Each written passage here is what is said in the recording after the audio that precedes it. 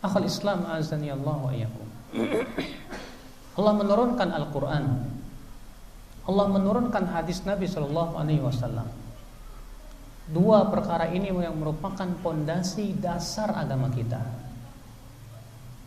Al-Quran dan hadis yang sahih, wahyu dari Allah Subhanahu Wa Taala.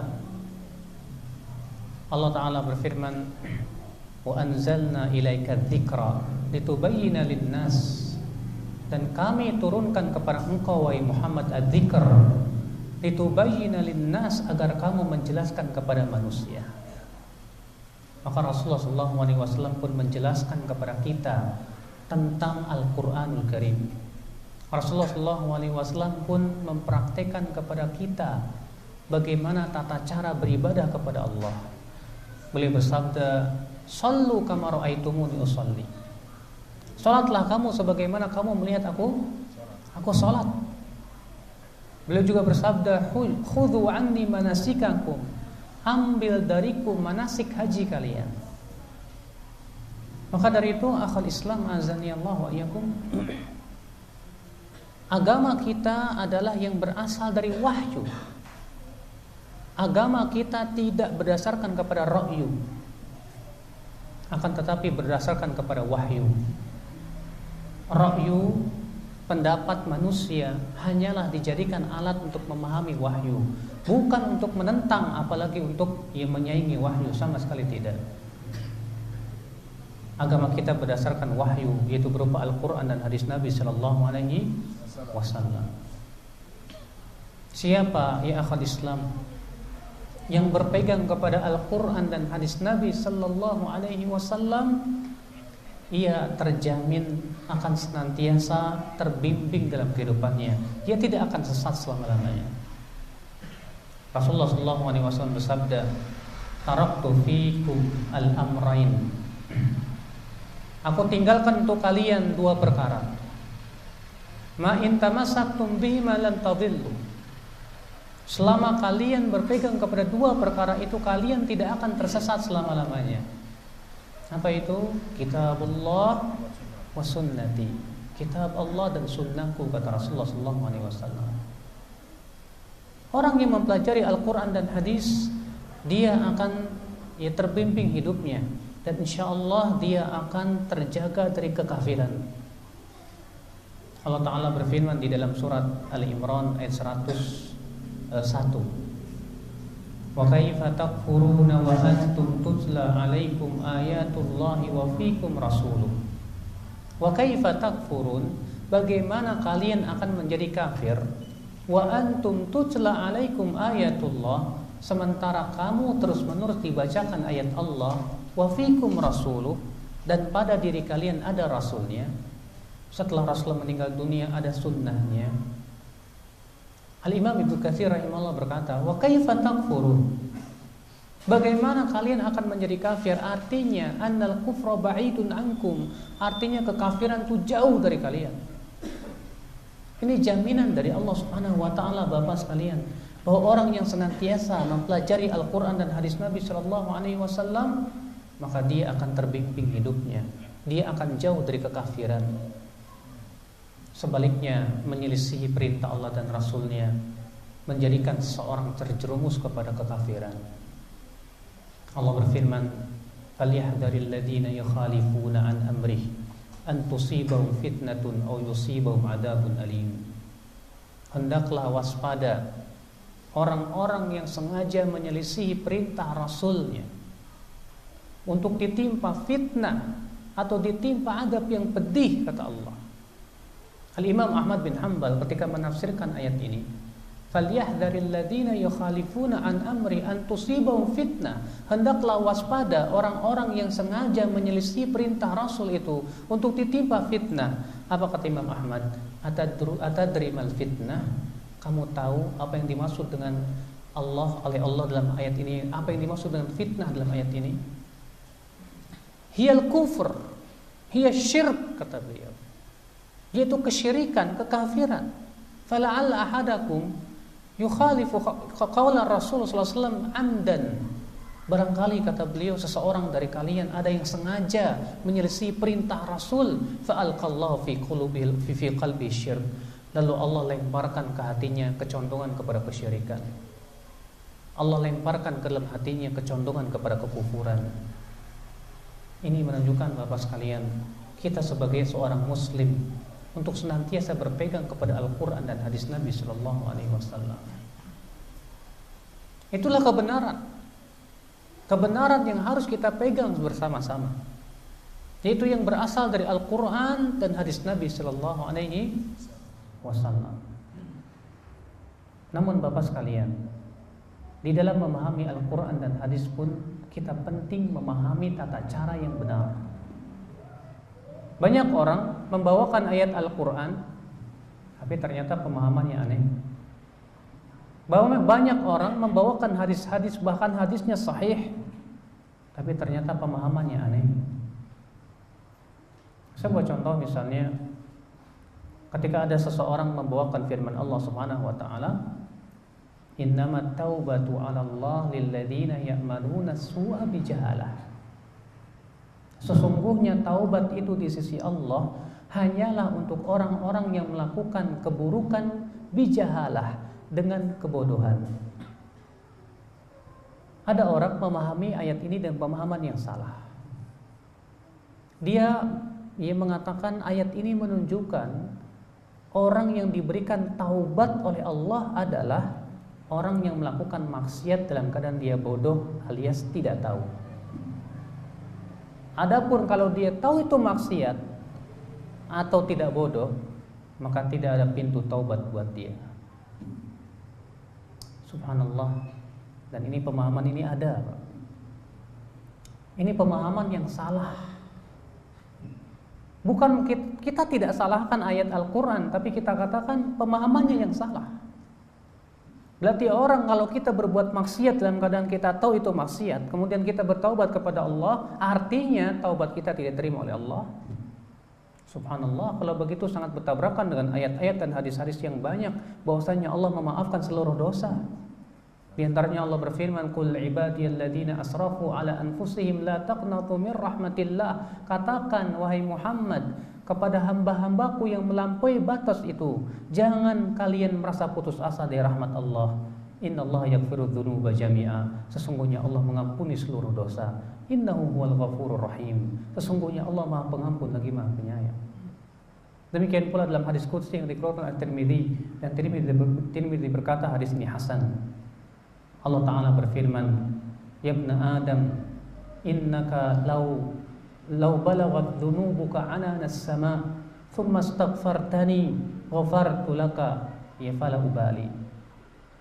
Wahai anak Adam, kalaulah dosamu memenuhi awang-awang di langit, kemudian kamu minta ampun kepadaku, aku akan ampuni dosa-dosamu. Terlebih penafsiran para ulama seperti para sahabat, ya, para Ibnu Abbas, Ibnu Umar, demikian pula Ibnu Jarir At-Tabari, Imam Qatadah, Imam Mujahid tidak sepakat dengan pendapat itu. Silakan buka kitab-kitab tafsir. Ketika mereka menafsirkan makna innamat taubatu 'alallah lilladzina ya'maluna su'a bijahalah. Jahalah di sini kata Ibnu Abbas, man asallah fahuwa jahil. Setiap orang yang bermaksiat kepada Allah, dia bodoh. Bahkan orang yang tahu itu maksiat tapi dilakukan juga, Pak, saya katakan lebih bodoh lagi. Saya berikan perumpamaan. Kalau saya berkata kepada Bapak, jangan minum air di gelas ini karena ada racunnya. Bapak sudah tahu di situ ada racunnya, kemudian diminum juga. Boleh nggak saya katakan, kamu kok bodoh sih? Sudah tahu ada racunnya kok diminum. Demikian pula orang yang berbuat maksiat dan tahu maksiat itu bisa menjerumuskan kepada api neraka, dia lakukan juga, itu orang bodoh. Dan itu yang ditafsirkan oleh para ahli tafsir. Maka inilah akhal Islam azani Allah wa iyyakum, bukti tidak setiap orang yang membawakan ayat Al-Qur'an pemahamannya bisa pemahamannya yang lurus, belum tentu. Orang-orang yang mengatakan bahwa semua agama sama atau disebut dengan plural itu, Ternyata mereka membawakan ayat juga. Katanya Al-Quran itu mendukung plural. Katanya Al-Quran itu mengatakan semua agama sama. Lalu kemudian membawakan firman Allah, innal ladzina amanu wal ladzina hadu wan nasara was-sabiin man amana billah wal yaumil akhir wa amila salihan ya fala khaufun falahum ajruhum 'inda rabbihim wala khaufun 'alaihim wala hum yahzanun. Sesungguhnya orang beriman, Yahudi, Nasrani, Sabiin, siapa saja yang beriman kepada Allah dan hari akhirat surga. Lihat kata mereka. Allah menyebutkan di sini orang beriman, Yahudi, Nasrani, Sabiin. Berarti semua agama sama. Berarti semua agama masuk surga selama mereka beriman kepada Allah dan hari akhirat. Dikemanakan ayat-ayat Allah yang tegas mengkafirkan Yahudi dan Nasrani? Allah berfirman, laqad kafara alladziina qalu innallaha tsalitsu tsalatsah. Sungguh telah kafir orang yang mengatakan Allah itu tiga dari yang tiga, Trinitas. Allah berfirman, wa qalatil yahudu Uzairun ibnullah. Berkata orang Yahudi itu Uzair anak Allah. Ya. Bahkan dalam Al-Quran tegas dalam surat Al-Maidah bahwasanya orang-orang Yahudi, orang-orang Nasrani, mereka telah membaca dalam Taurat dan Injil tentang sifat-sifat Nabi Muhammad SAW, dan mereka diwajibkan untuk mengikuti Nabi SAW. Itu tegas menunjukkan bahwa ayat ini sesungguhnya orang yang beriman, Yahudi, Nasrani, Sabiin, tidak mendukung plural. Al-Imam Ibnu Jarir At-Tabari dalam tafsirnya ketika menafsirkan ayat ini, sesungguhnya orang yang beriman, orang Yahudi, orang Nasrani, orang Sabiin, siapa yang beriman kepada Allah dan hari akhirat, ya, maka tidak bagi mereka pahala di sisi Rabb mereka, dan mereka tidak merasa takut, tidak pula bersedih hati. Beliau berkata, maksud yang dimaksud dengan ayat ini, orang-orang Yahudi dan Nasrani yang beriman kepada Nabi mereka sebelum diutusnya Nabi Muhammad SAW. Adapun setelah diutusnya Nabi Muhammad, maka mereka wajib beriman kepada Nabi Muhammad SAW. Rasulullah SAW bersabda dalam hadis yang dikeluarkan oleh Muslim dalam sahihnya, la yasma'u bi yahudiyyun wala nasraniyyun thumma lam yu'min bima ji'tu bih illa kana min ashabin nar. Tidaklah Yahudi, Nasrani mendengar tentang ajaranku yaitu Islam, kemudian ia tidak beriman kepadaku, kecuali ia pasti masuk ke dalam api neraka, kata Rasulullah SAW. Bahkan Bapak sekalian ya, dalam Al-Quran dalam surat Al-Imran, Allah sudah mengambil perjanjian dari para nabi seluruhnya, Pak, bahwa kalau mereka masih hidup kemudian Rasulullah sudah diutus, mereka wajib menjadi pengikut Rasulullah SAW. Allah berfirman, wa id akhadha Allahu mitsaqan nabiyyin lama ataitukum min kitabin wa hikmah thumma ja'akum rasulun musaddiqun lima ma'akum latu'minunna bihi wa latansurunnah qala aqrartum ala dzalikum isri qalu aqrarna. Dan ingatlah ketika Allah mengambil perjanjian dari para nabi, ketika aku memberikan kepada kamu Alkitab dan Al-Hikmah, kemudian datang kepada kamu nabi ini itu Nabi Muhammad SAW membenarkan apa yang ada pada kalian, latu'minunna bihi, itu hendaklah kalian beriman kepada Nabi ini, wala tansurunnah, dan hendaklah kalian membela Nabi ini. Iya, sampai-sampai kata Rasulullah SAW dalam riwayat Al-Imam Muslim, lau kana Musa hayyan ma wasi'ahu illa tibai. Kalaulah Musa masih hidup, dia wajib mengikutiku, dia wajib menjadi pengikutku, kata Rasulullah SAW. Makanya Nabi Isa ketika nanti turun di akhir zaman, maka beliau akan memperlakukan syariat Nabi Muhammad, bukan syariat beliau sebelum beliau diangkat ke langit. Ikhwatul Islam, azani Allah wa iyyakum. Jadi pahamilah ini, bahwa ternyata tidak setiap orang yang membawakan Al-Quran dan hadis pemahamannya bisa diterima. Oleh karena itulah para ulama memberikan kepada kita bimbingan, agar dalam memahami Al-Quran dan hadis harus diikat dengan pemahaman mereka para ahlinya. Siapa? Para sahabat, para tabi'in, para tabi'un tabi'in, para ulama yang mengikuti metode mereka. Apalagi para sahabat, generasi yang sudah dipuji oleh Allah dalam Al-Quran. Allah Ta'ala berfirman dalam surat At-Taubah 100, "Was-sabiquna al-awwaluna minal muhajirin wal ansar walladzina tabauhum bi ihsan radhiyallahu anhum wa radu'an." As-sabiquna al-awwalun, dan orang-orang yang pertama kali masuk Islam dari kalangan muhajirin dan ansar, dan orang-orang yang mengikuti mereka. Mereka ini siapa? Para sahabat.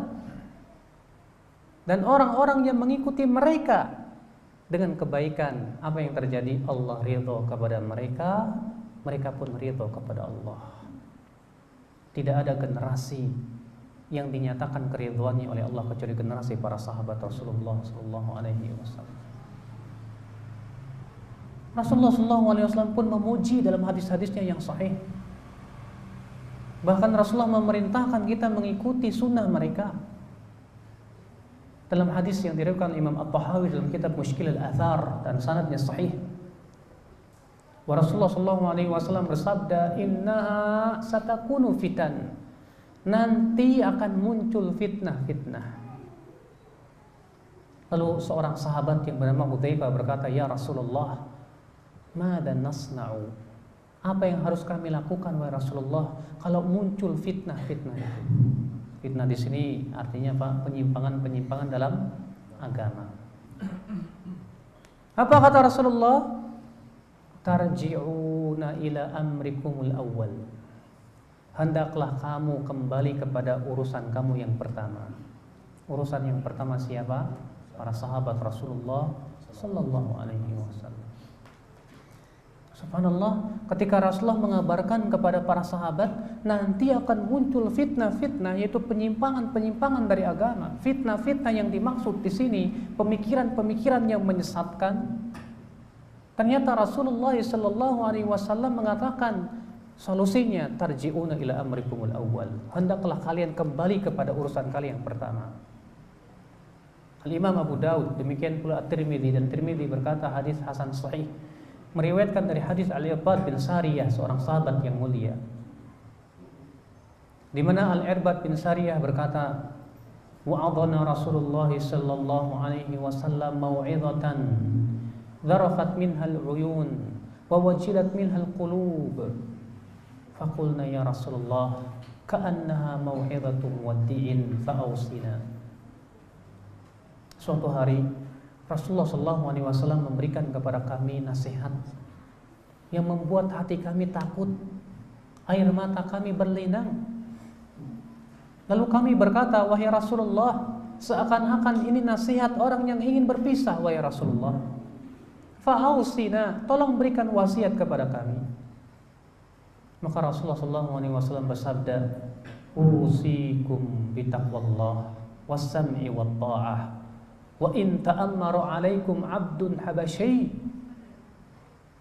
fa innahu man ya'ish minkum fasayara ikhtilafan katsira fa 'alaikum bi sunnati wa sunnatil khulafa'ir rasyidin al mahdiyyin min ba'di 'addu 'alaiha bin nawajid wa iyyakum wa muhdatsatil umur fa inna kulla bid'atin dhalalah. Beliau berkata, aku wasiatkan kalian untuk bertakwa kepada Allah dan untuk mendengar dan taat kepada pemimpin walaupun kamu dipimpin oleh hamba sahaya yang berasal dari Ethiopia.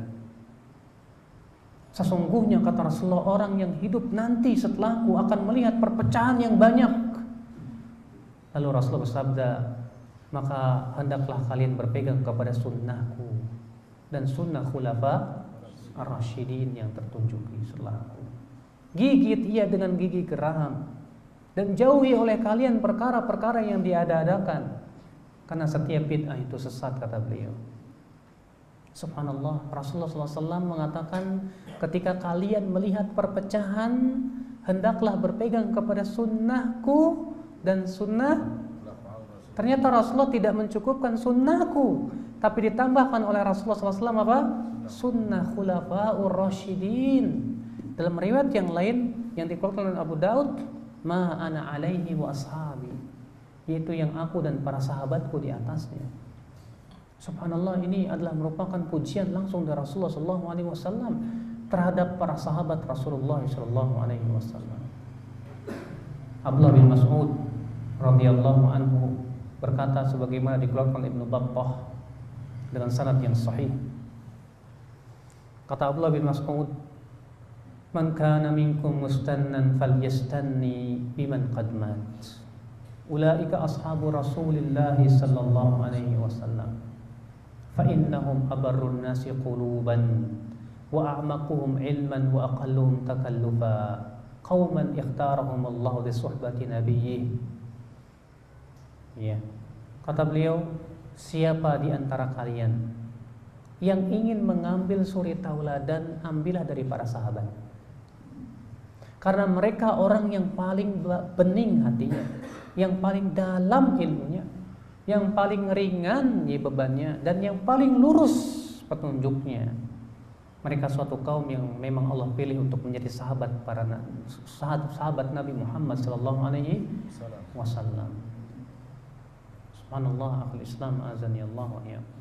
Makanya apa? Seluruh ulama dari 4 madhab, madhab Syafi'i, madhab Hanafi, madhab Maliki, madhab Hambali. Ya, pentolannya madhab Maliki siapa?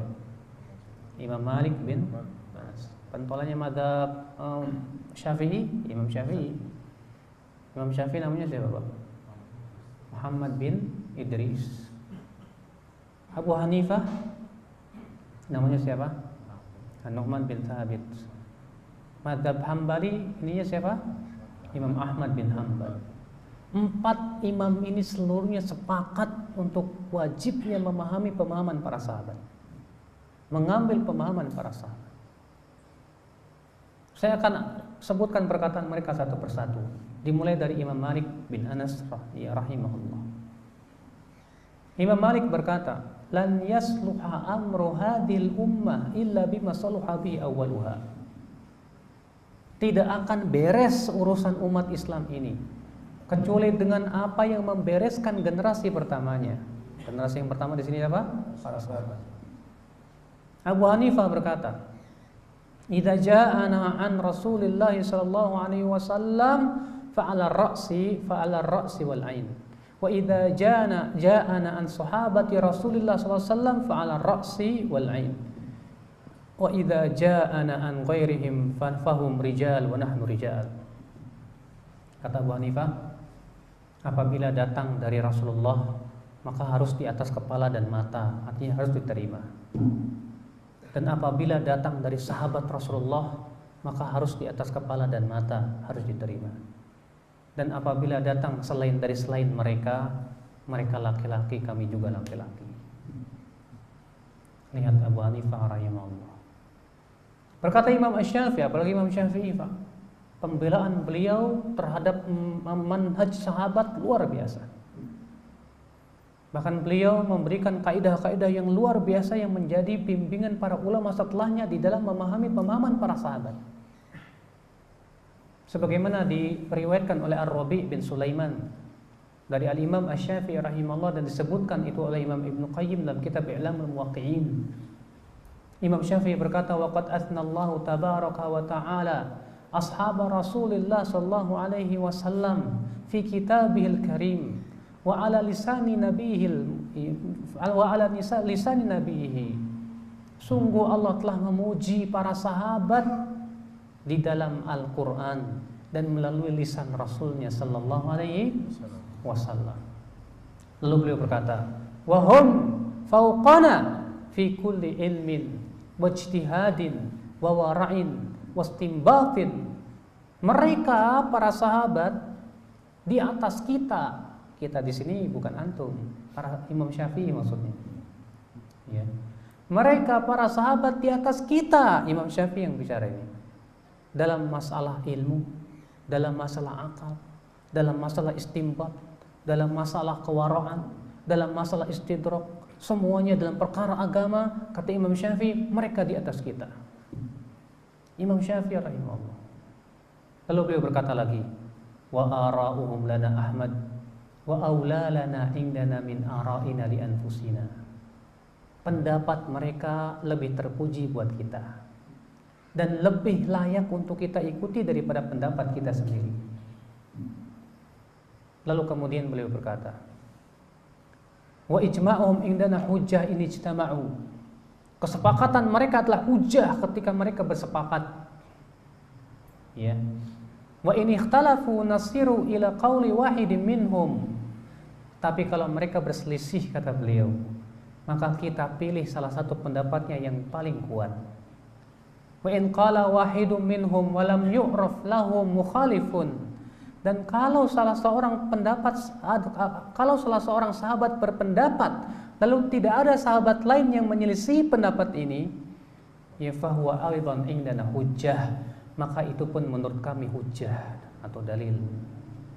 Subhanallah, Imam Syafi'i rahimahullah. Ya. Beliau mengatakan bahwa para sahabat itu Pak di atas kita dalam setiap ilmu, dalam setiap akal, dalam setiap istinbat, keilmuan mereka luar biasa.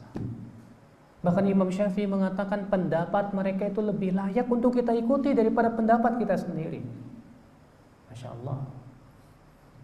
Imam Ahmad bin Hanbal, murid Imam Syafi'i rahimahullah, beliau berkata dalam kitab Aslus Sunnah, min usulis sunnati indana at-tamassuk bima kana alaihi ashabu Rasulillah sallallahu alaihi wasallam. Di antara pokok sunnah di sisi kami yaitu berpegang kepada apa yang dipegang oleh para sahabat Rasulullah sallallahu alaihi wasallam. Makanya Bapak sekalian, ya, ini menunjukkan Pak penting sekali untuk merujuk bagaimana pemahaman para sahabat dalam memahami Al-Qur'an dan hadis Nabi sallallahu alaihi wasallam.